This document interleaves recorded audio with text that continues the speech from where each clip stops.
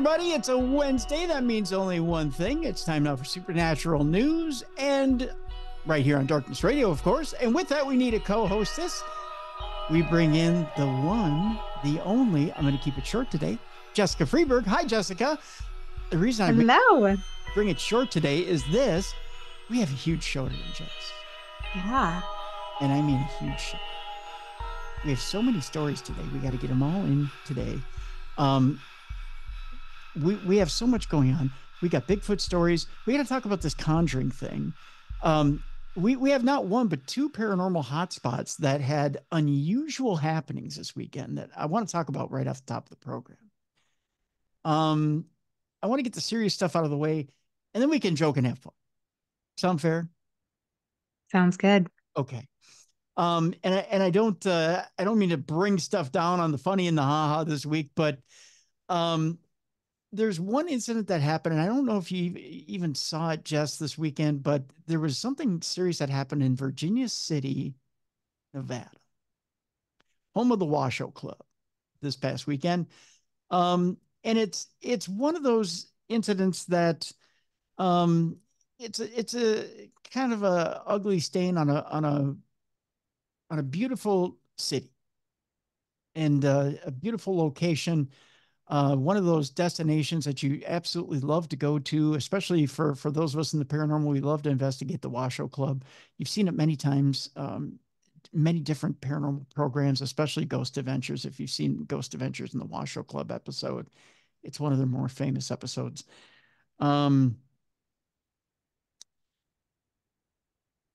I'm not going to link to the video. It's an ugly video. Essentially what it is, and you can find it online if you really want to. Essentially, a young African-American pollster is asking the question, are you going to vote in the next election? Who you're voting for? He approaches some people outside of the Firehouse Saloon in Virginia City. There's some argument as to whether they're affiliated with the Firehouse Saloon. The Firehouse Saloon themselves have said that they are not affiliated with them.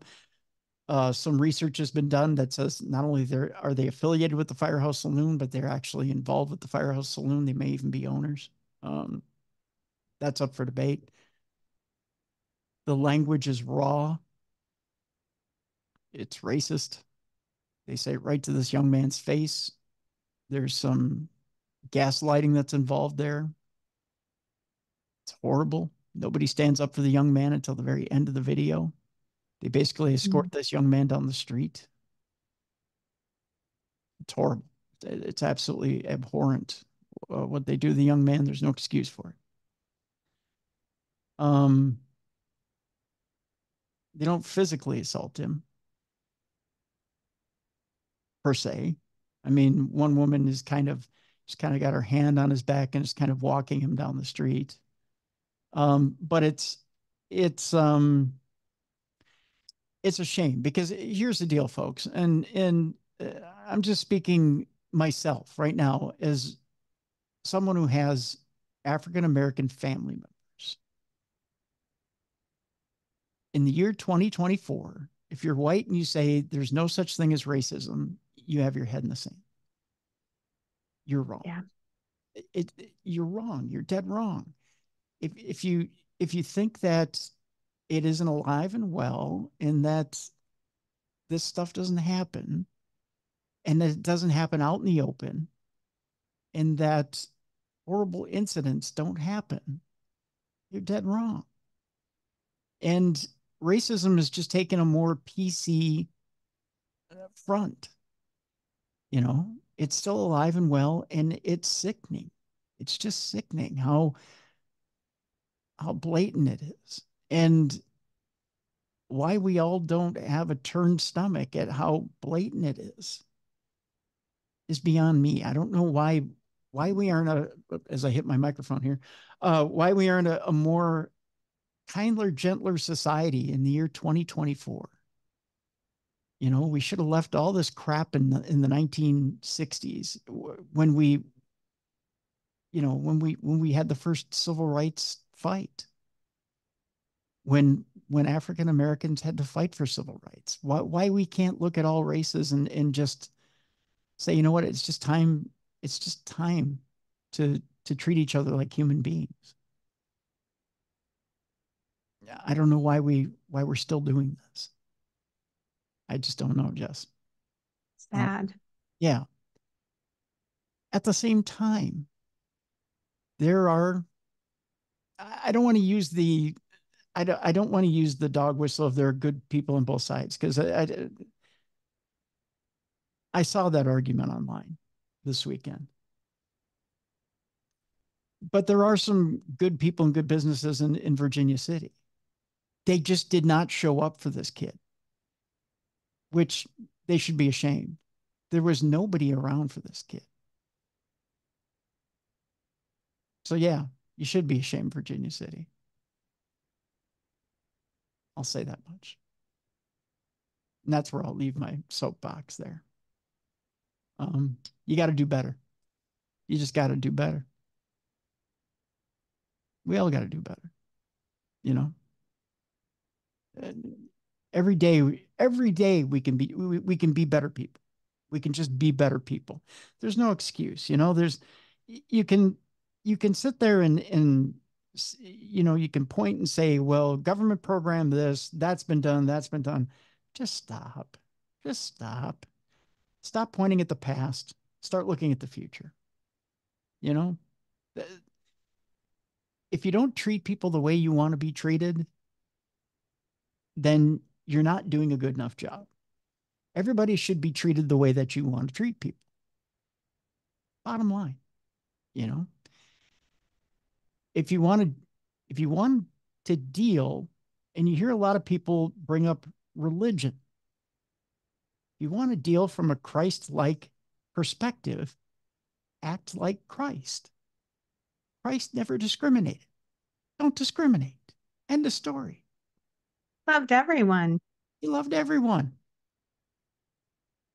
That's all you got to know. All right. With that, I'm off my soapbox. Our first story today has to do with this. We talked about the Conjuring House yesterday. I want to delve a little further into it. This Conjuring House story has legs of its own. I avoided it for weeks, Jess, for this reason, because Jason Hawes had it and it was in his court and he had been issuing YouTube videos over and over and over again. And he had interviewed the former Conjuring House employees. He had an employee by the name of Brian Danzero on his YouTube video, his YouTube show with JV. And they had talked about his employment. First of all, Jay had played a video from Brian just stating, and Brian had even, I want to clear up my thoughts here a little bit. Brian had even stated that he was going to get clapped back by the owner of the Conjuring House for even stating the truth behind what happened with his employment. That she would come out in the media and she would state that she was going to sue him over his true statements of what happened with his employment. But he didn't care. He didn't care about what repercussions were going to happen with his statement. Jason has taken up, and I admire him for this, has taken up the cause of the former Conjuring House employees because he realizes that they're powerless in their situation. Good on him. I think he's putting himself in a bad situation, but good on him. He can't, I mean, personally, he can't win at this. I say personally, he can't win at this because he's putting a lot of skin in the game. He's not going to recoup any costs in this. He's going to take a ding to his reputation. Right. He's putting himself in the line and he's not getting anything out of it. He doesn't have anything to gain in this. I think a lot of people think, well, he's got a lot to gain. You look at, he's going to be the everyman's hero. No, because this can go terribly wrong at any time. I don't think people realize that. And what people don't realize is this owner of the Conjuring House, this woman is driven. Jay came out, and a lot of people, if you read the comments on and I encourage you to go to Jay's YouTube page and watch these videos, because we're not going to cover it all here today. We're barely going to scratch the surface. A lot of the comments have said some outrageous things like, well, maybe this woman's being possessed by the spirits in the Conjuring House, and that's why she's so off kilter with everything. No. Jay's come out and blatantly said, this is not a haunting. This is not a possession. This is mental illness. That's a quote from Jay. I'm not saying this. That's what Jay has said. Now, this could just be her perspective. Here's the story. The owner of the Conjuring House has fired Brian Danziger on the advice of an 18th century ghost. Here's the story.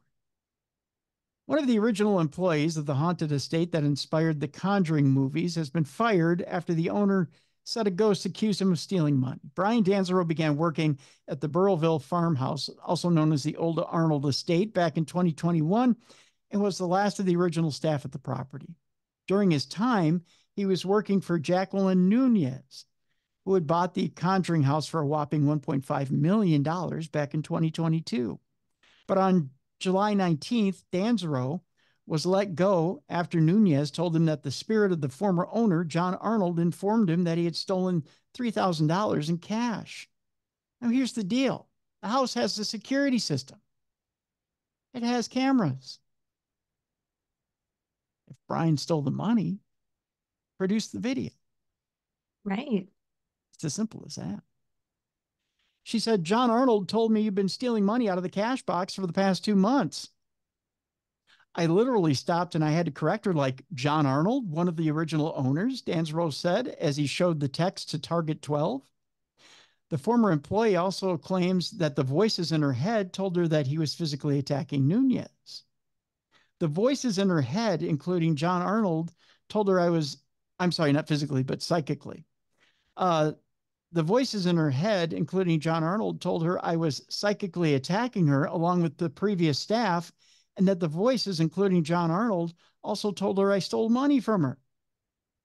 He wrote on his GoFundMe page. And yes, Brian's had to put together a GoFundMe page because Jacqueline Nunez is $9,000 in arrears to him for his salary. It's crazy. $9,000 in back pay. Now, of course, Brian has denied all theft allegations. He says he's not stolen that money.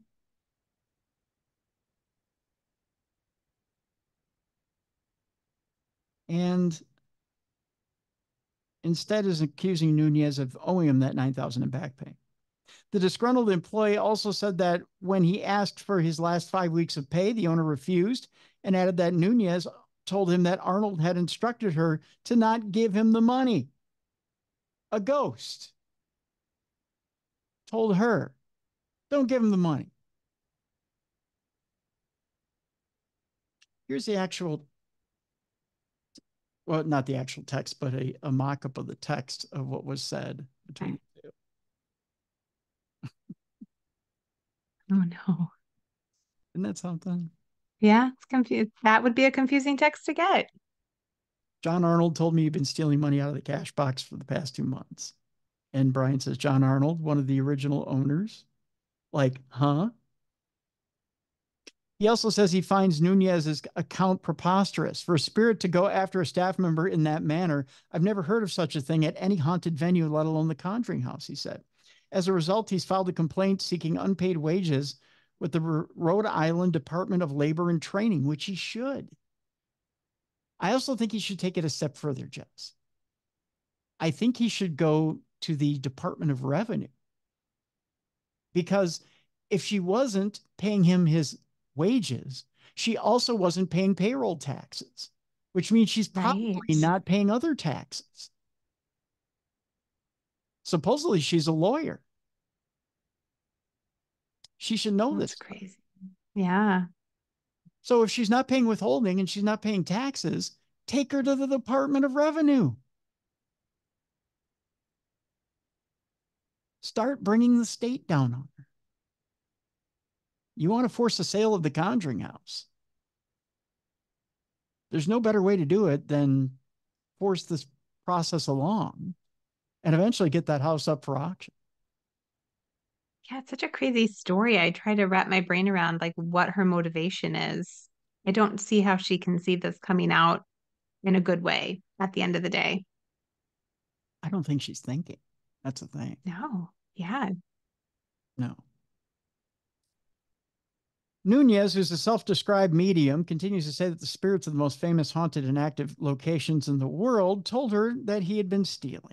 It does not matter whether you believe in the paranormal or not. I and every person is entitled to experiences that bring understanding and meaning to our lives, including being informed or warned of wicked actors and actions, she said in a statement.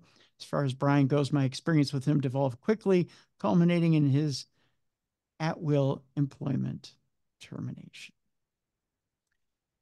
Nunez went on to say that he had been informed of other matters, or I'm sorry, that she had been informed of other matters that are untoward from previous staff and even mischievous guests, that Arnold had informed her of these, the ghost. Furthermore, the owner claims that her books also back up Arnold's allegations of theft, as they supposedly show discrepancies between merchandise orders and cash sales. Apart from this, she also denied owing her former staff member any money, saying that he has been made whole when counting the stolen money as part of his compensation. Nunez now plans to file a complaint with state officials in Burrillville on the grounds that Danzaro committed further egregious acts by appearing in YouTube videos, slandering me personally, and trying to damage my reputation and business at the Conjuring House.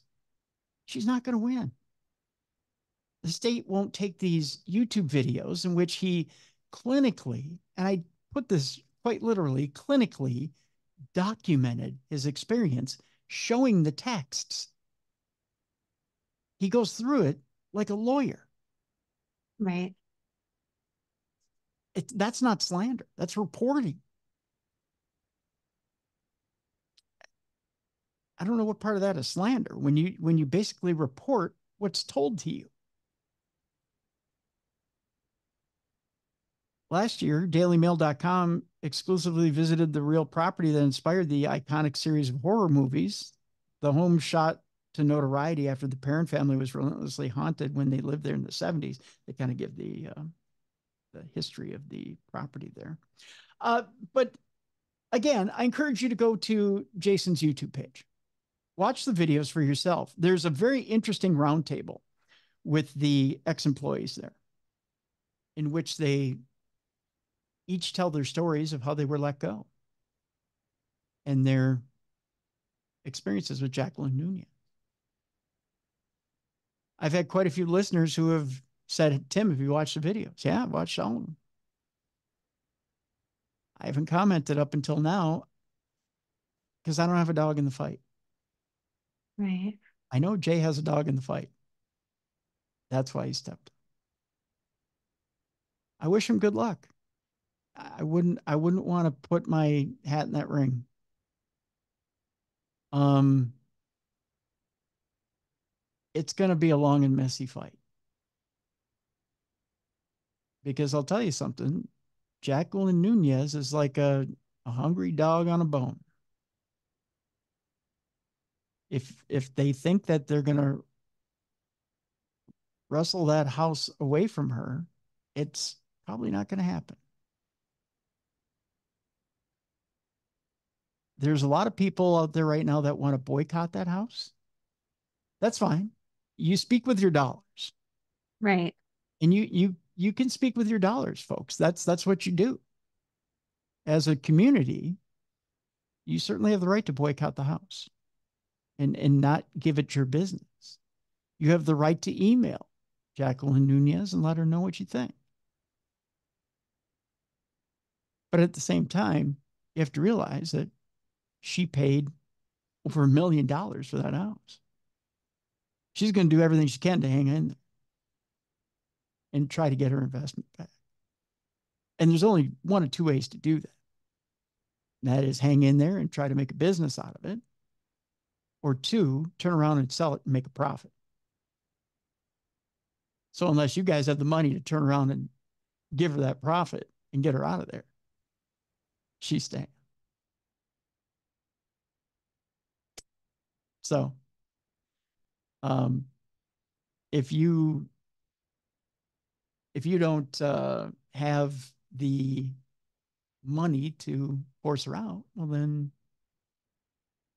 it is what it is. If you don't have that cash. So with that, let's move forward in today's show and let's talk about those cake mummies. I know we talked about fingerprints in the past, Jess. There's a little bit more that's come in as far as those fingerprints off of those Peruvian mummies. Basically, it's this: the fingerprint analysis of the alleged alien mummies have suggested that the beings are not human, according to reports, which we reported previously. The Maria mummy was found to have prints that match known human pattern.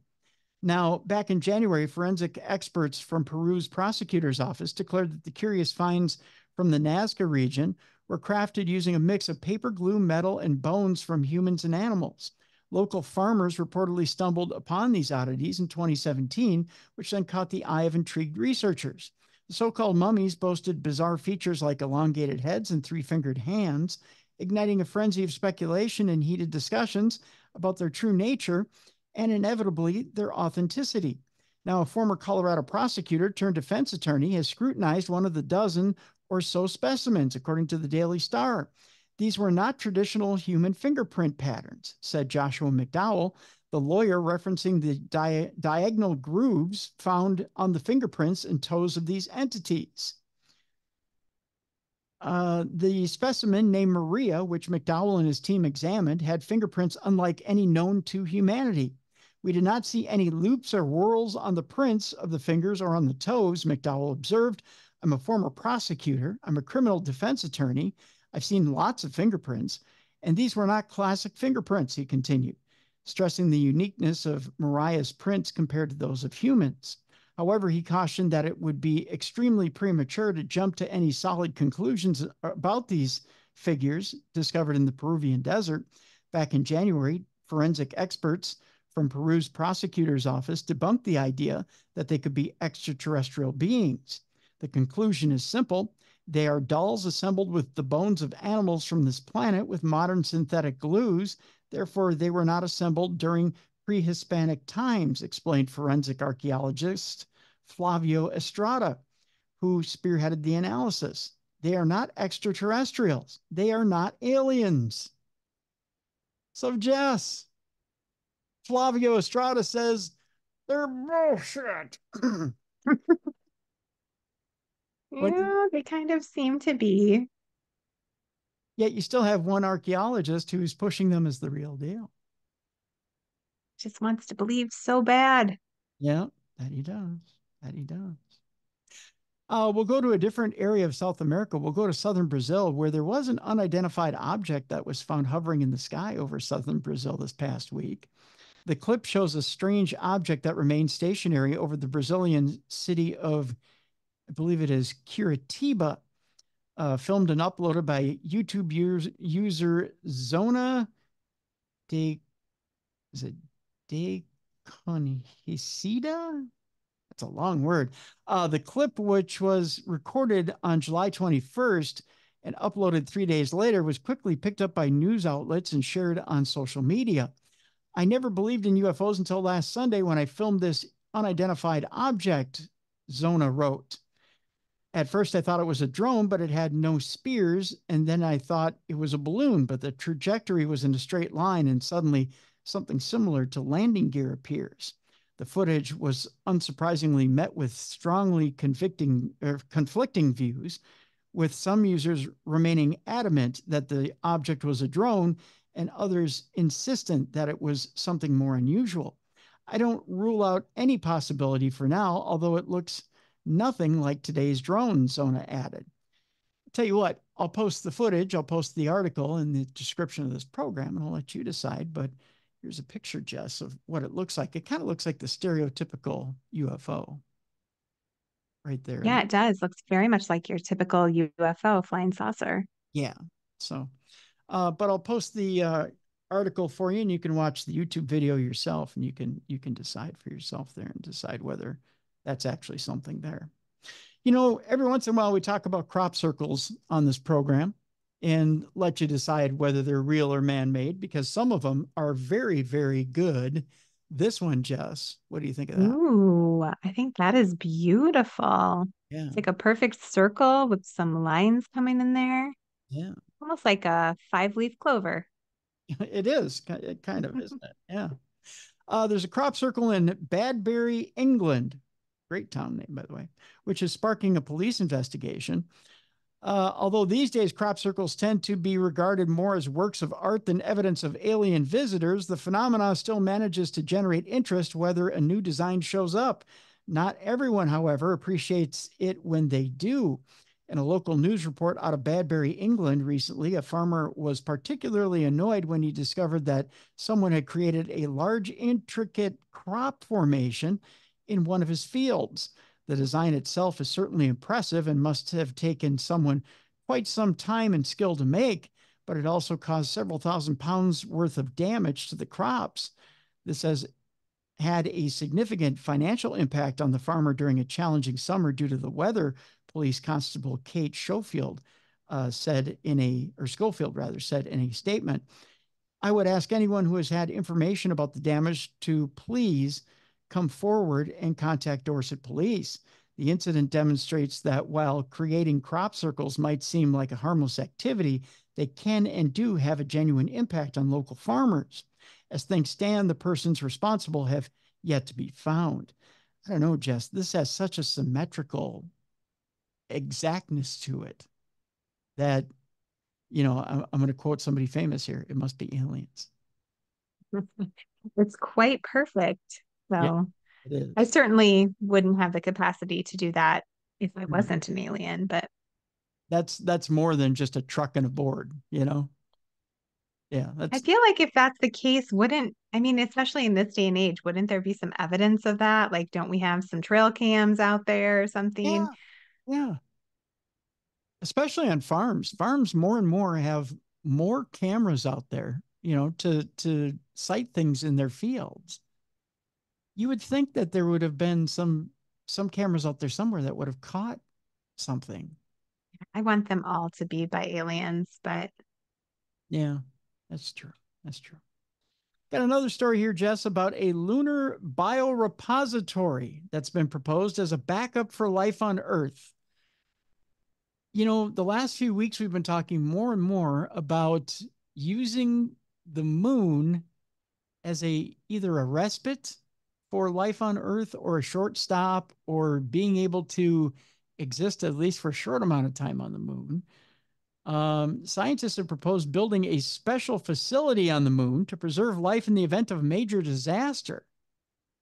I don't know what it is, but lately millionaires and billionaires are talking about getting off this sphere. There was I a don't like it. I know there was a story recently on, TMZ has this new program which we're working on getting Ben Hansen on the program in September. And he's part of the new program that TMZ has on the air right now. That's focused on the strange and scandalous. Yeah. It's on here in this market on my 29 in the Minneapolis market at 4:30 every afternoon. And I love the program because first of all, Harvey Levin is very much paranormal centered and paranormal centric. I love Harvey Levin for that.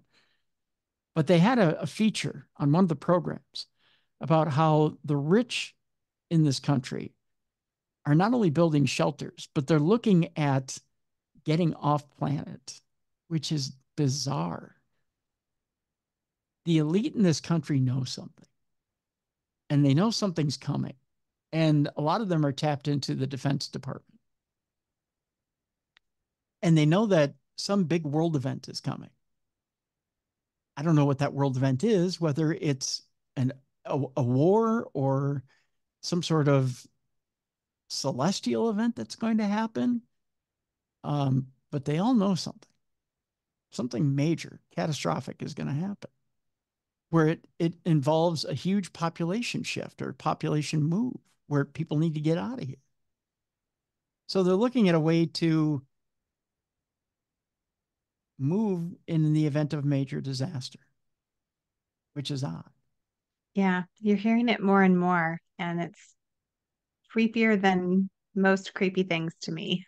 Right. I don't The like it.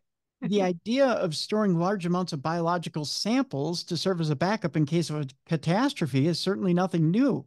The Svalbard Global Seed Vault in Norway, for instance, contains over 1 million seed samples sourced from countries all across the world. Were you even aware of that? No. Yeah. But what if even this is insufficient to preserve life if the worst could happen? To tackle this issue, scientists have now proposed building a biorepository, not in the frozen north, but on the lunar surface, a place where samples of cells belonging to some of the planet's most important animal species could be stored far away from the effects of climate change or unexpected disasters. The idea certainly has merit. The Svalbard seed vault, for example, was recently subjected to flooding, while Ukraine's own seed vault was destroyed during its war with Russia. If there has not been people at Svalbard, flooding could have damaged the biorepository, said Dr. Mary Hagedorn of the Smithsonian's National Zoo and Conservation Biology Institute. So all in all, the idea of having a really secure, passive biorepository for safeguarding Earth's biodiversity seems like a really good idea.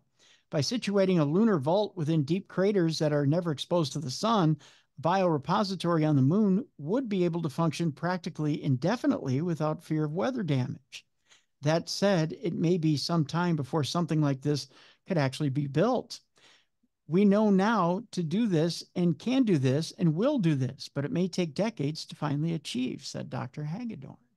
So, we reported on that cave that was found on the moon a week or two ago. Yes. You take something like that cave, and if you're able to build some sort of repository in that cave, you could store seeds for different animal cultures and human cultures, put it in that repository, and you'd have a backup in case something catastrophic happened to the earth. You could Which restart. isn't going to happen. That's not happening. I don't want to even think about it. Denial just ain't a river in Egypt. At least that's the theory. Well, I tell you what, Jess, with that, let us take our break. When we come back, boy, oh boy, do we have some special stuff for Nightmare Fuel. Great. If you think denial just ain't a river in Egypt, Jess, strap in, kid. We got Ooh, some I'm ready. stuff for you. Also, later on in the program today, not only do we have a ghost story, we got a couple of Bigfoot stories for you.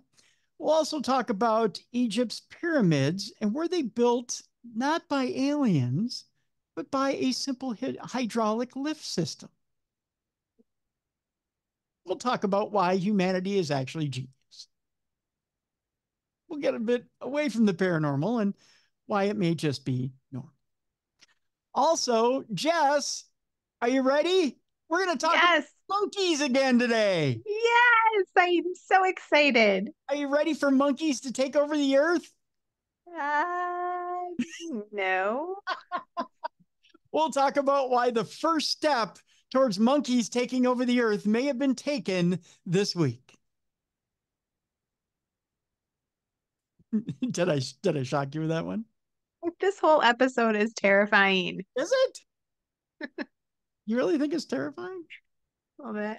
Okay. Oh, I didn't mean for it to be terrifying. Um, and we'll have maybe one other surprise. So there's surprises abound today. But we've got surprises upon surprises upon surprises. There you go. It's Supernatural News on a Wednesday. It's Darkness Radio with Tim Dennis and Jessica Freeburg. We'll be back with lots of surprises coming up right here on Darkness Radio.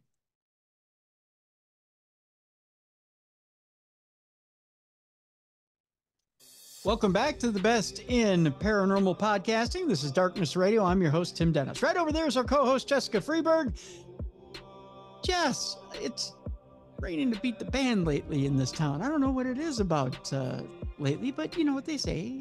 April showers, May flowers. I know it's August showers and September flowers. I don't know. I don't know. In September, it's fall, isn't it? A wet summer. Yes. Yeah, it's been a wet summer. Although, you know what I do like about this summer?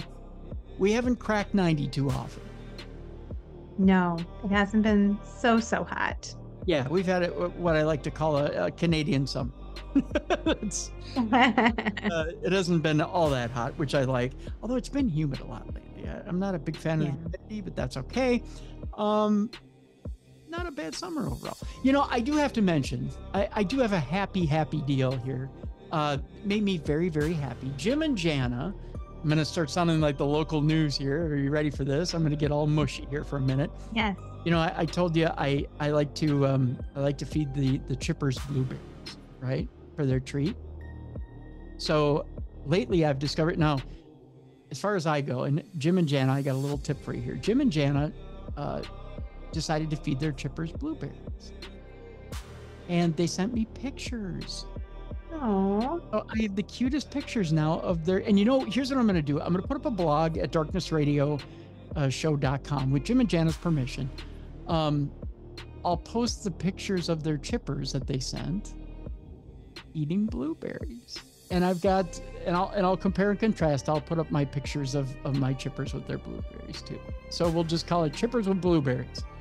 so sweet. Yeah. So you'll be able to see the pictures of the chippers with blueberries. But they really do love them. And you said, Jess, that your dogs? Yeah, they're like my dog's favorite snack. Yeah. They love them. They love the blueberries. It's mainly because they're so sweet. And now, do your dogs leave the skins behind?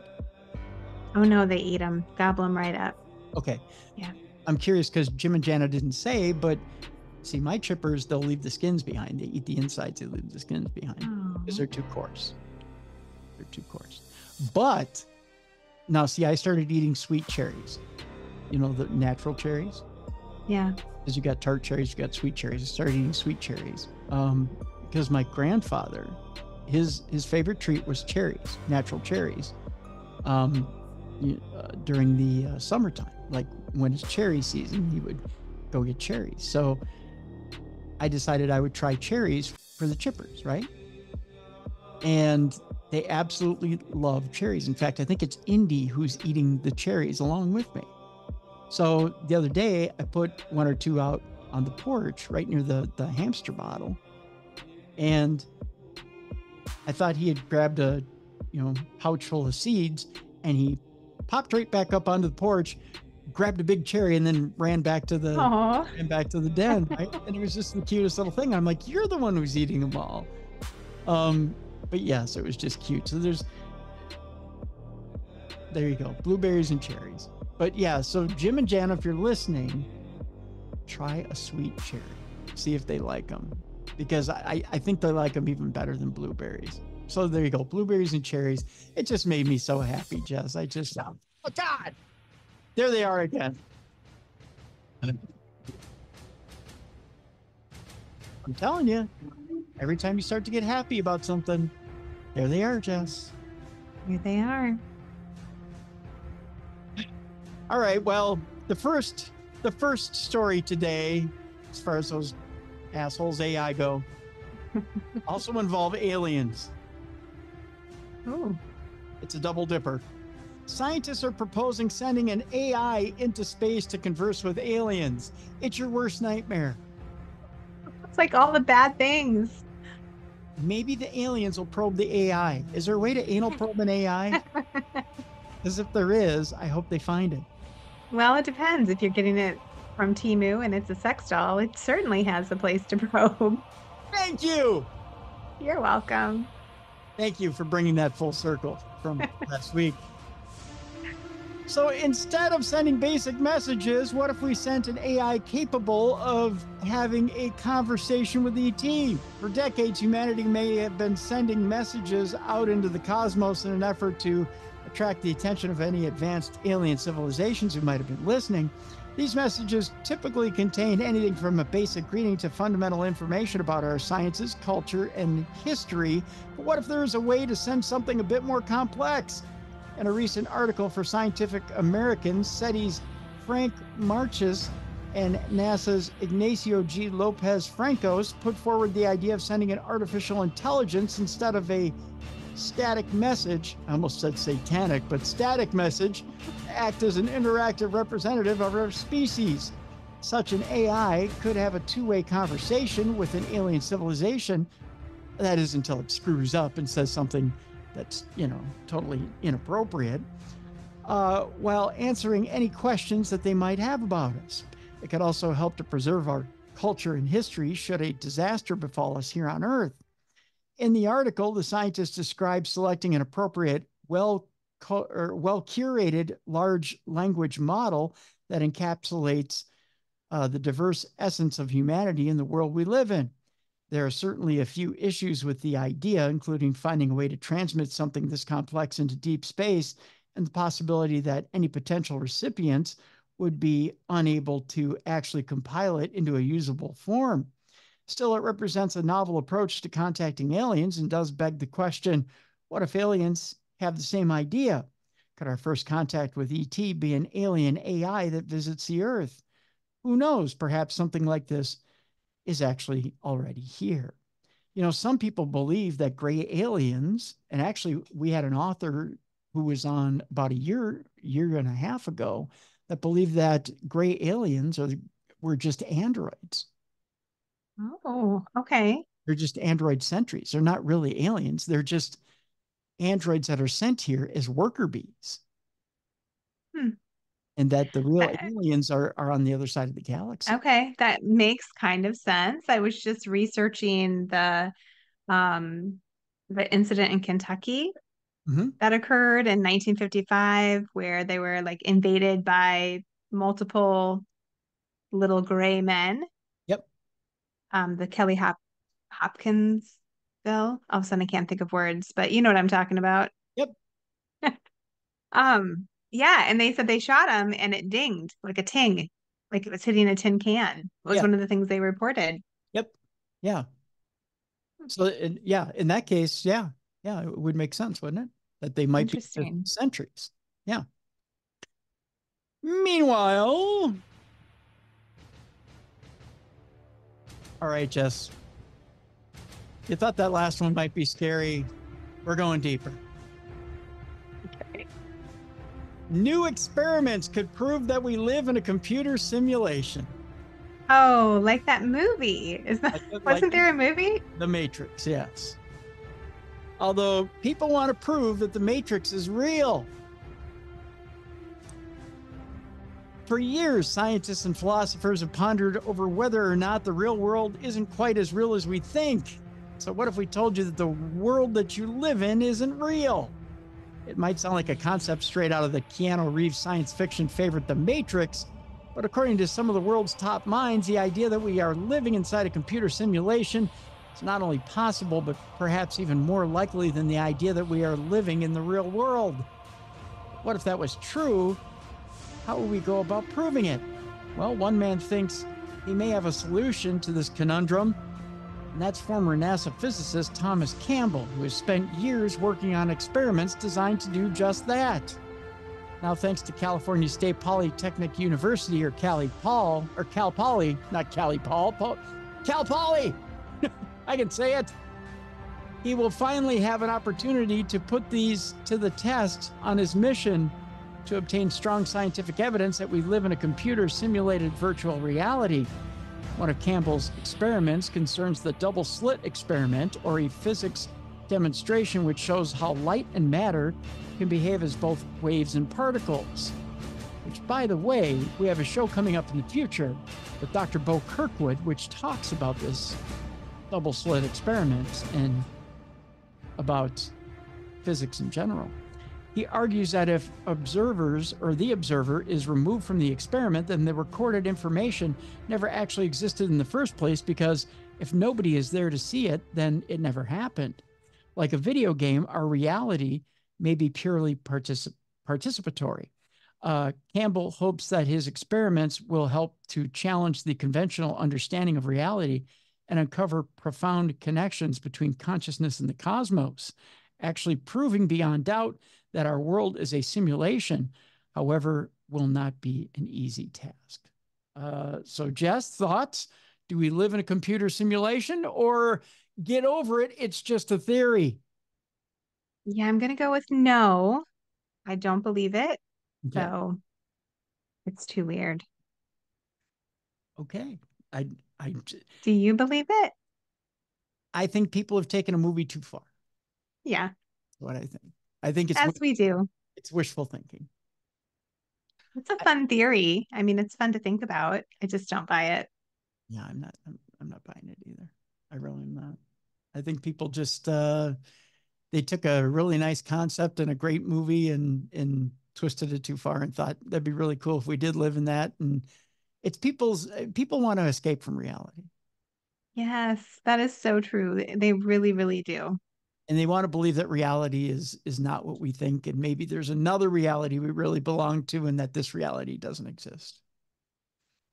But reality is reality, folks. We got to deal. Yeah, We yeah. Deal with it. yeah we Make the most of it. Enjoy it. It's That's really right. beautiful. It is, and not only that, but you have to live in it. And you have to not only do you have to live in it, you have to thrive in it. You have to learn to thrive, which takes effort. That's all there is to it. You got to learn to get knocked down and get back up again. That's part of living. So, and it involves getting toughened up. That's from Grandpa Timmy.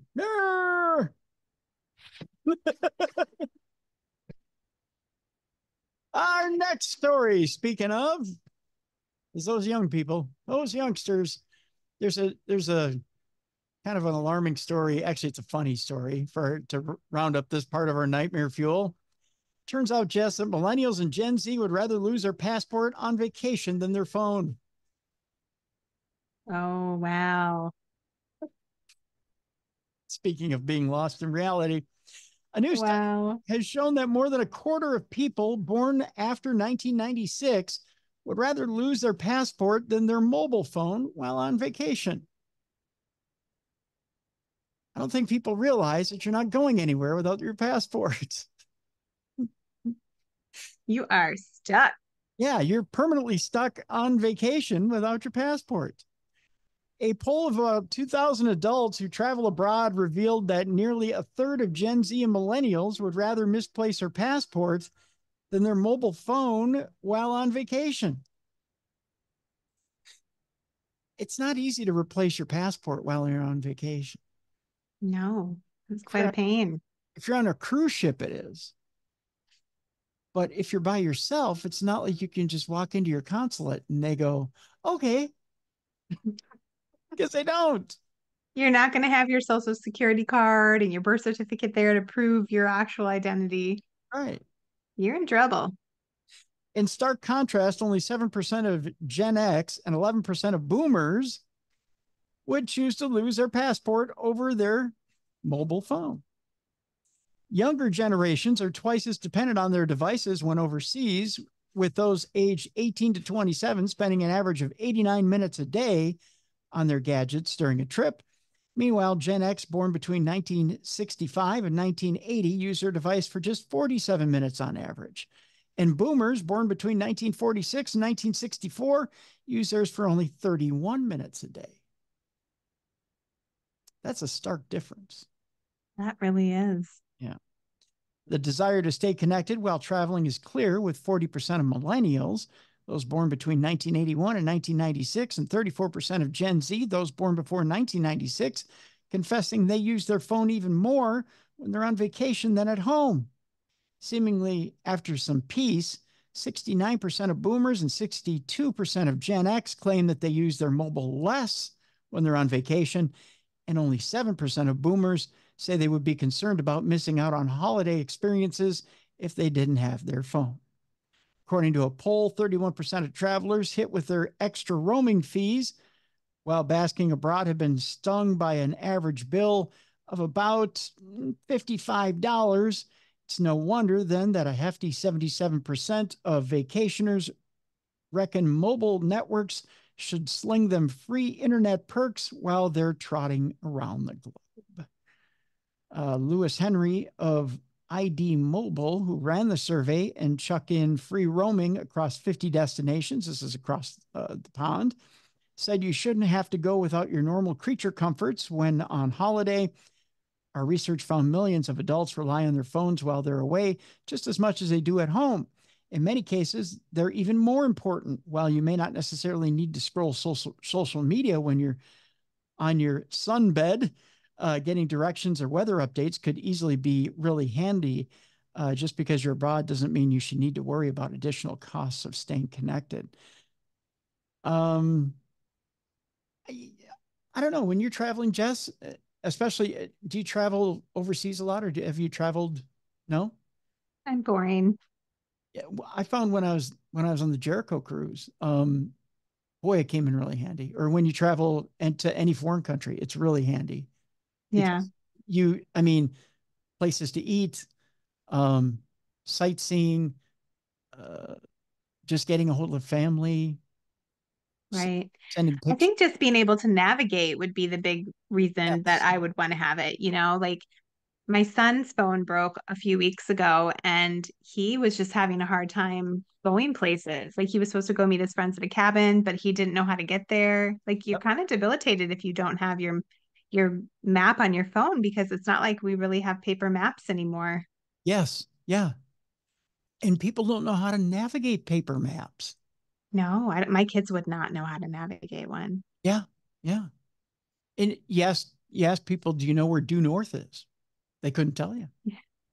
That's They have no. crazy. Yeah. So yeah, the phone is even more important than ever now. It's crazy how important it is. Let's move on. An eerie, ghostly face shows up in a photograph of a dark attic doorway. Now, here's what I'm going to do. I'm going to see if I can cover this up real, real quick. Do you see it? Okay. The Oh, I don't. I don't see anything. Now when I I do just, this, oh, I mean, barely there's like a little dot or something there. okay, let me see if I can get this Is close. that supposed to be a head or a face? I think it's supposed to be a face. Okay. Hmm. Um, yeah. Hmm. A very eerie spectacle. And I tell you what, we'll post this article in the description of the program as well, so you can see what we're seeing. A very eerie spectacle was recently captured on camera at the dark and foreboding entrance to someone's attic.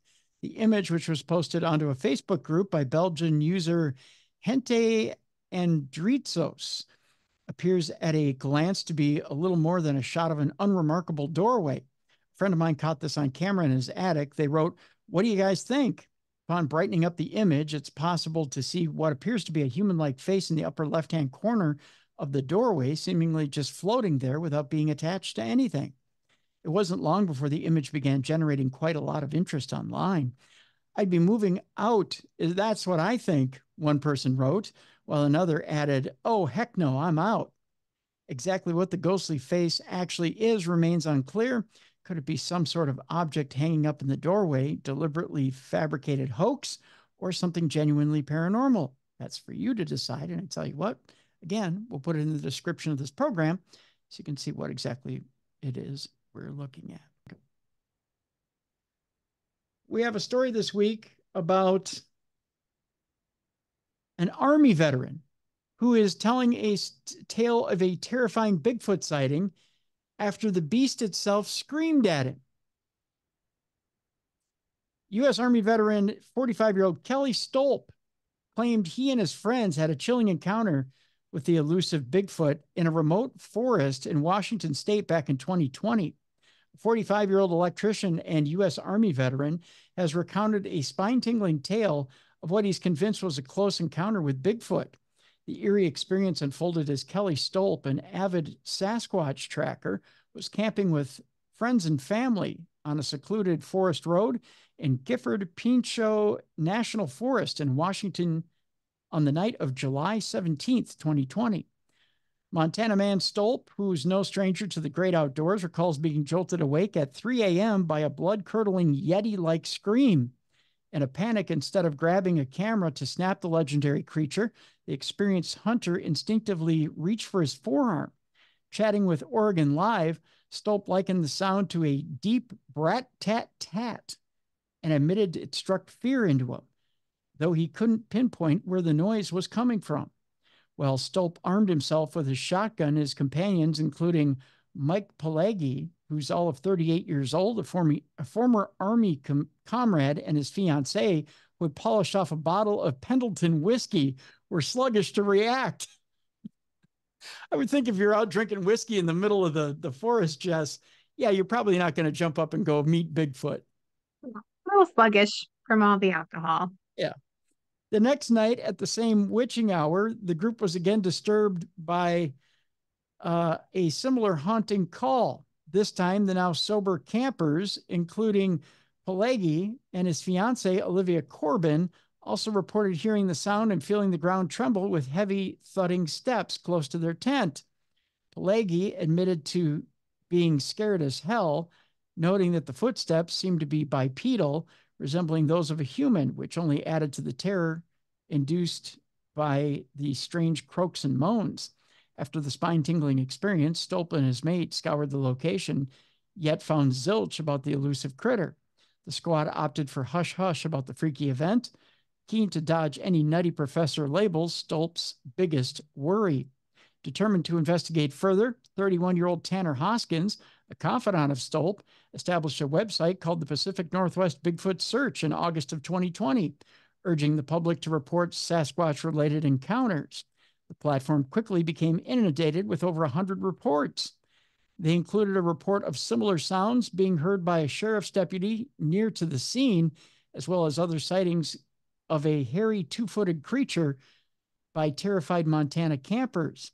Washington state leads the nation in reported Bigfoot sightings with 713 recorded incidents, followed by California with 461 and Florida with 339, that according to the Bigfoot Field Researchers Organization.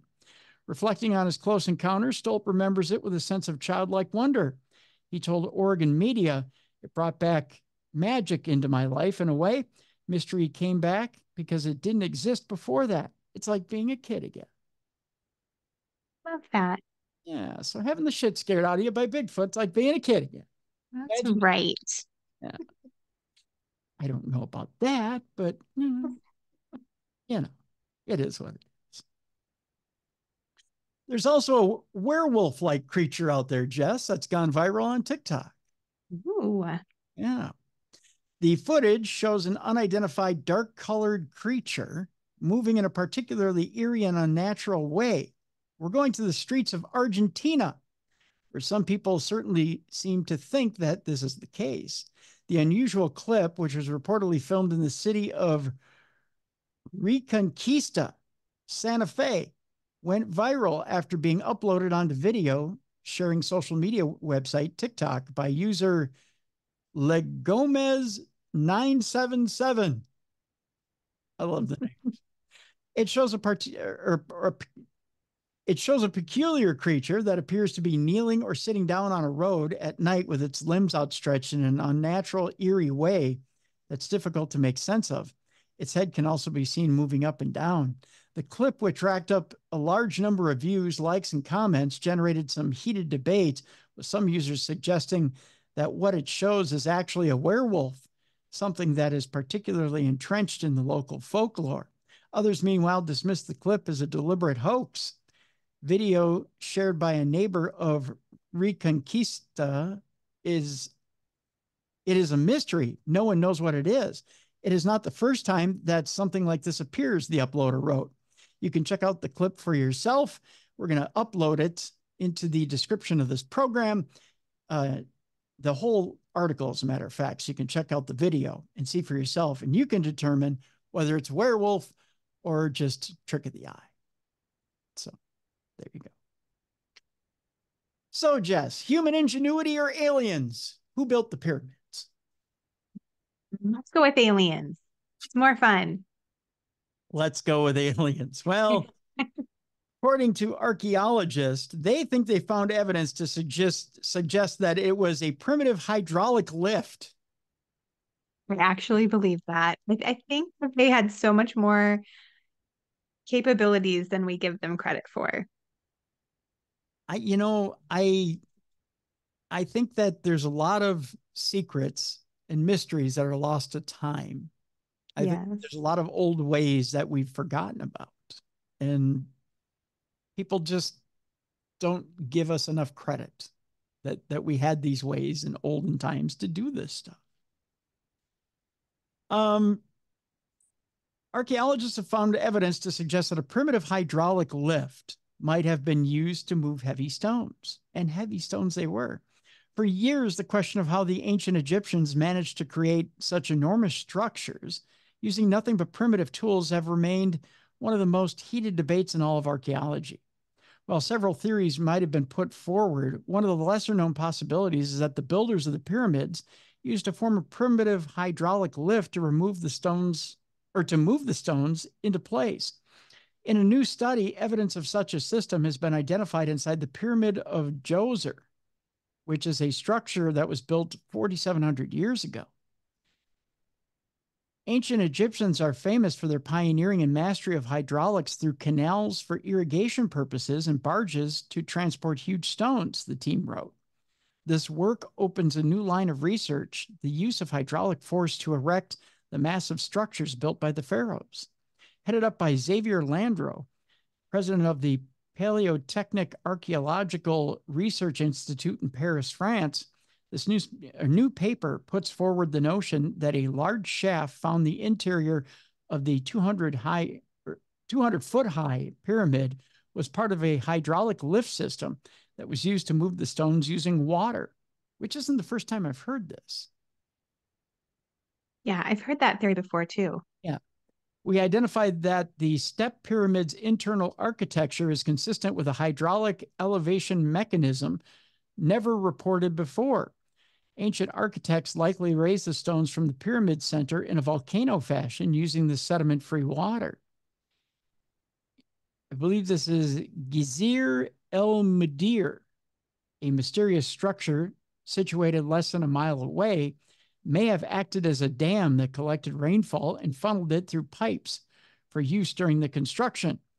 Once inside the pyramid, the force of the water would have pushed up the central shaft, a bit like a volcanic eruption, elevating up to 100 tons of stone at a time.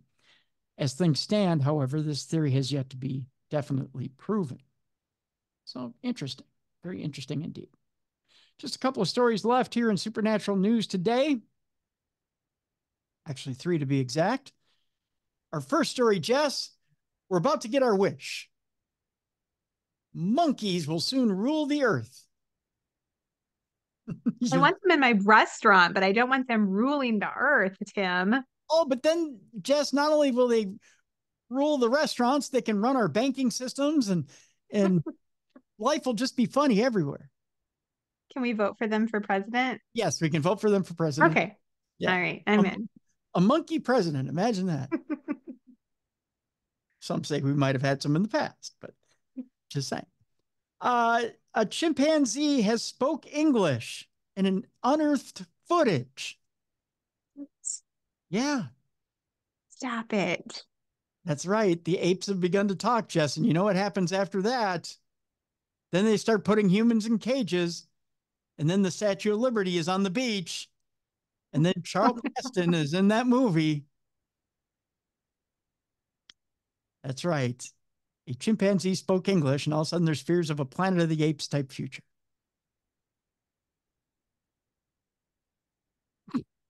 I want to see it speaking. I'm just in here visualizing it in my mind. Well, here's what the chimpanzee said. Fears of a Planet of the Apes type future have been sparked as scientists claim chimpanzees can say one word. It has long been thought that the key skill separating us humans from our closest living relatives is our ability to speak and the fact that they can't. However, scientists now claim that chimpanzees have been able to speak all along, as an international team of researchers looked over old footage with fresh eyes. The researchers reviewed old experiment footage, some of the chimps kept in grim, unethical conditions as part of a study, according to the Daily Star. Now, while you may think the one word uttered by these caged primates might have been help, Yeah. it should have been the one word, right? Yeah. Scientists believe they saw chimpanzees muttering mama. Oh, Yeah. that's so sad. Publishing their findings in scientific reports, researchers argue this discovery suggests chimps are capable of speaking in basic languages. Lead author Dr. Axel Ekström of KTH Royal Institute of Technology, Sweden, told Mail Online, there has been an idea floating around neuroscience for a couple of years that the chimp cortex may have been holding them back. The scientists explained that humans have an overlap between that part of the brain responsible for moving the jaw and the area controlling the voice box. This overlap unlocks syllabic speech, the kind we hear in baby babble, which transitions in development to adult speech patterns. That, according to Dr. Ekstrom. The Kuipers-Jurgens hypothesis, which posits that chimps can't speak like humans due to a lack of vocal tract overlap, is being challenged by new evidence. Two recently surfaced videos seem to back up that notion that chimps might actually have the ability to articulate words. The first clip features Johnny from the Suncoast Primate Sanctuary in Florida, who is said to call everyone mama, according to the video's uploader. Oh, Isn't that sweet? it's so sweet. Another piece of footage from 1962, part of Universal Studios' newsreel collection, captures a chimp called Renata responding to her handler with something resembling the word mama, which intrigued scientists put these alleged verbalizations to the test through an online experiment where participants listened to the chimp sounds mixed with audio from people with Parkinson's disease and transcribed what they heard. The consensus? Both Johnny and Renata seem to be saying mama. I love it. Yeah. Dr. Ekstrom weighed in, suggesting that this could mean either the cortical overlap isn't as critical as once thought, or that chimps might actually have it. Adding historical context, a 1947 study saw Keith and Catherine Hayes raising a chimp named Vicky as if she were human. They reported that Vicky managed to utter simple words such as mama, cup, and up. Wow, that's incredible. Yeah. So chimpanzees, it turns out, do have the ability. And now I want one. Me too. Except for they can rip your face off. So I'm just saying, I mean, you trade a few words for having your face ripped up. So, Okay, I'll stick with a hamster that I can put clothes on.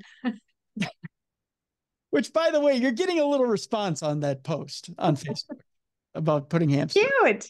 clothes on hamsters. So, I still haven't looked into Vikings hoodies for the chipmunks yet, but I am into that.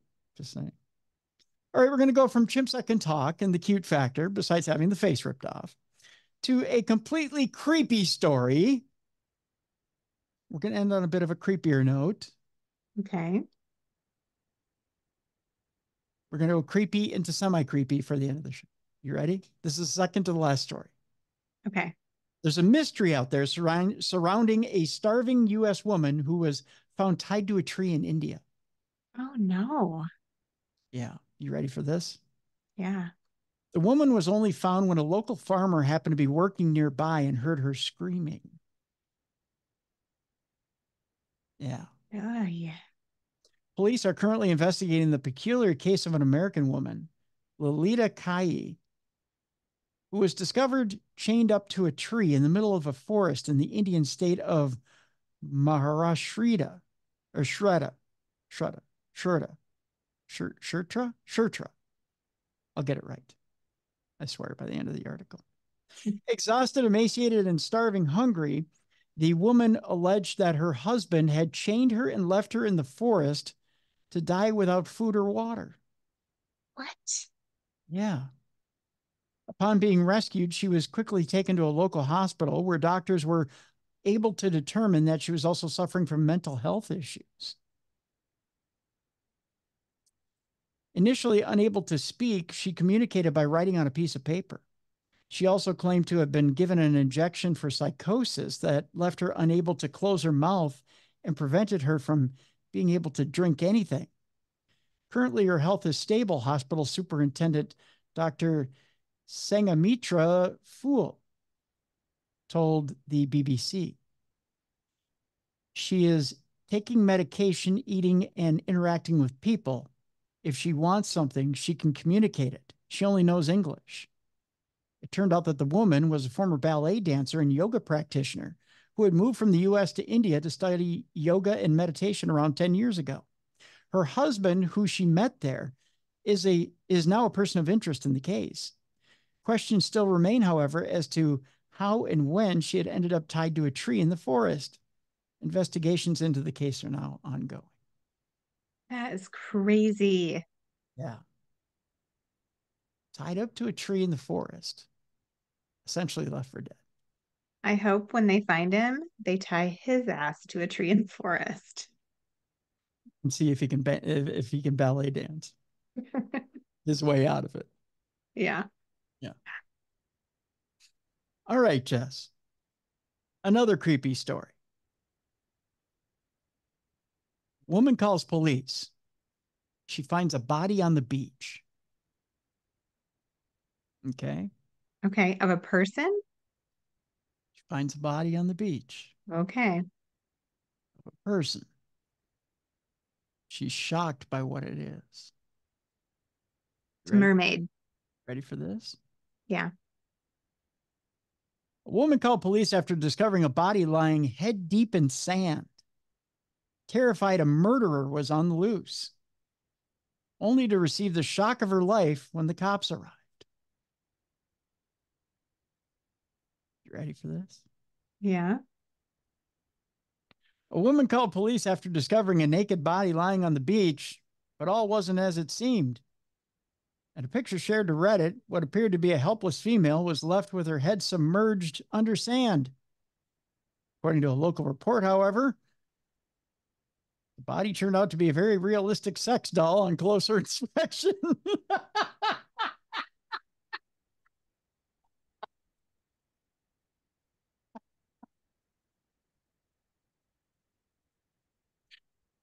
That's right. One of our listeners went to Timu. Get away from it. And I don't want to. It's too funny. Alice Cowdery, who discovered the doll at Taupe Beach, south of New Plymouth in New Zealand, while walking her dog, described her find as lifelike to the point that it had fingernails, which Oh my prompted her to gosh. freak out and call the emergency services. Head buried in the sand, torso out. Oh, best story ever. I don't know who sent this, but God bless him. I just sort of froze and felt sick, said Alice. She's traumatized. This just is what it looked like when she ran across it. Oh my gosh. No, it looks so real. I would have actually freaked out as well. Oh my goodness. Oh my God. Oh, Holy cow. that's something. She went on. I could see it was definitely the shape of a torso, face down, and I could tell it was a woman's figure. Well, it wasn't face down, it was face up. That's the way she likes to.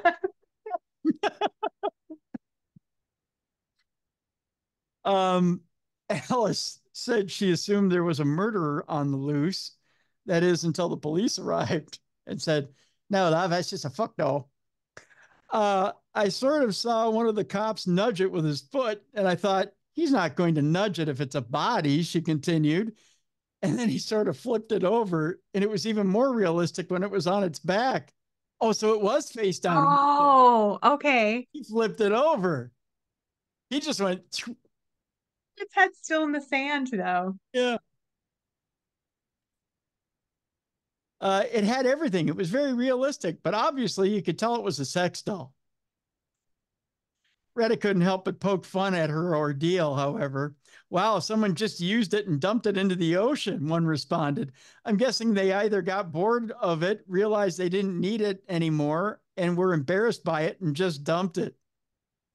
A second theorized someone tried to bury their shame,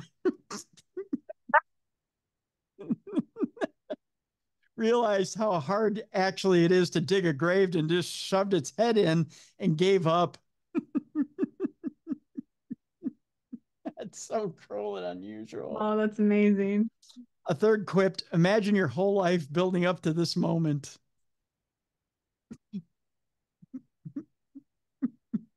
Oh, The thing is, it's a sturdy sex doll. It's not a little wave. I all mean, right. And there's no way that someone just like threw it away. That was really expensive. yeah. I mean, look, she's got hips. She's got I hips. mean, on Temu, that would be like $600 Yeah, that's a $600 sex doll right there. at least. Yeah, I'm, that's the deluxe version right there. yeah, got some junk in the trunk. Yes, she does. She got hips. She got hips and whips. Hips and whips, chips and dips. Oh my goodness. She does. She's actually see if I can zoom in here. She's she's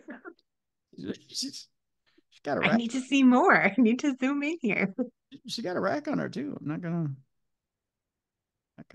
lie. She's voluptuous. They got the voluptuous doll. Yeah, they did. Which makes me wonder why bury her so soon. I'm just saying. But some people's kids. Just saying. So that'll do it for supernatural news today. That's all I got. Oh, what a note to end on. So just figured I wanted to leave you laughing today. That's all. I'm surprised you went to the sex doll bit earlier in the show. I was. Wow. Didn't even know it was coming. That's what she said. But yeah, I wanted to, I wanted to hit you with the punchline at the end of the show. So Well done. Well played, sir. yeah. But you have two trips that are for sale right now, up and posted. We still have a discount code up, right, for the Palmer House trips. Absolutely. We have a discount code for the November trip right now, which is darkness20, all caps. You can get 20% off your tickets and come hang out with Tim and I and my Ghost Stories Inc. crew. Have a little 1920s fun. There you go. There you go. So Darkness 20 available, Ghost Stories Inc. And we have the link in the description of this program. Also just has two books available for pre-sale right now. Pardon me. We have the link in the description there. We also have a link to Jess's website. So check out everything Jess has to offer on her website as well. Tomorrow on the big show, Dr. Charles Liu is with us. And you guys at one time or another say we don't talk science enough. We don't get sciencey enough on this show. Well, tomorrow, science, science, science. You ask and you receive. That's right. We're gonna get sciencey with Dr. Charles Liu on the show tomorrow. So, yeah, yeah. That's all. That's all I got. Yeah, science. Yeah. Yeah. Um, yeah. Hit me with the science and the math and more science. Yeah, that people are like, so I get to sleep through tomorrow's show. That's what I get to do. No, that's not what we're doing. We're not sleeping through tomorrow's show. It's going to be interesting for sure. That's right. We're not sleeping through shows. We're not doing that. That's not. It's cool science, not boring science. That's right. We're talking the handy quantum physics answer book. Remember, I said we were talking quantum physics on the show. So Yes. we're going to talk quantum physics and the simplicity of quantum physics. You know, a lot of times people go quantum physics. Oh, Tim, quantum physics. Oh God, what is quantum physics? Why are we talking quantum physics? Here's the deal. So, 5 years or so ago, it was sprung on us that quantum physics may actually be the answer to the afterlife, right? And that the afterlife may actually just be a quantum physics portal or a quantum physics pocket. Okay. So I'm going to have Dr. Charles Liu on the program. He's a PhD, by the way. And we're going to talk about different things like, can something be in two places at once? Or can it be connected across time and space? Or can a cat be alive and dead at the same time? Ooh, that's Uh-huh. gonna be a good one. Yeah. We'll talk about how quantum physics can explain many mysteries of the universe in parallel universes. We'll get into time travel. It's going to be an interesting program. Lots of things having to do with quantum physics and how we can tie these different things together. So, Dr. Charles Liu will be on the program tomorrow, and we'll tie a lot of this stuff together. So, interesting program tomorrow, Jess. We're going to different places this month with Darkness Radio. I like it. And I feel like we're going to get smarter by the end of that program. Yeah. Yeah. We'll be able to walk around and tell our friends random shit at the bar. That's right. And Yeah. they'll be like, wow, you're brilliant. And Dr. Charles Liu has a book out there, which you'll be able to get called the Handy Quantum Physics Answer Book, which you'll be able to take that book and tell your friends stuff that'll blow their mind at the bar. Yeah. Be like, hey, you know what? I know quantum physics. That's right. Yeah. There'll be quantum physics. When did you have time to study quantum physics? Be like, hey, just never you mind. You're like, while I was mowing my yard, Yeah. listening to a podcast. That's right. Not only that, but if I can prove this, you owe me a drink. See, and that's how you get free drinks at the bar. There you go. If I can prove quantum physics to you, you owe me a drink. You don't just have to be pretty to get free drinks. That's right. You can be smart too. See? See?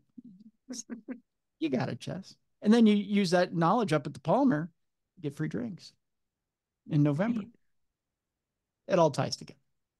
So that'll do it for today. Again, Dr. Charles Liu on the program tomorrow. We'll be talking quantum physics. And again, use the bet at the bar how your cat can be dead and alive at the same time. Win a drink. Just saying. So for Jessica Freeburg, I'm Tim Dennis. Thank you so much for listening, folks. Again, there's new stuff up at the store at darknessradioshow.com. Go check it out. We need your Parashare stories. Tim at darknessradio.com or the blue button at darknessradioshow.com. We'll see you tomorrow for Dr. Charles Liu. Thank you for listening to the best in paranormal podcasting. This is Darkness Radio. For more audio and video archives of the show, go to darknessradioshow.com. Thanks for watching.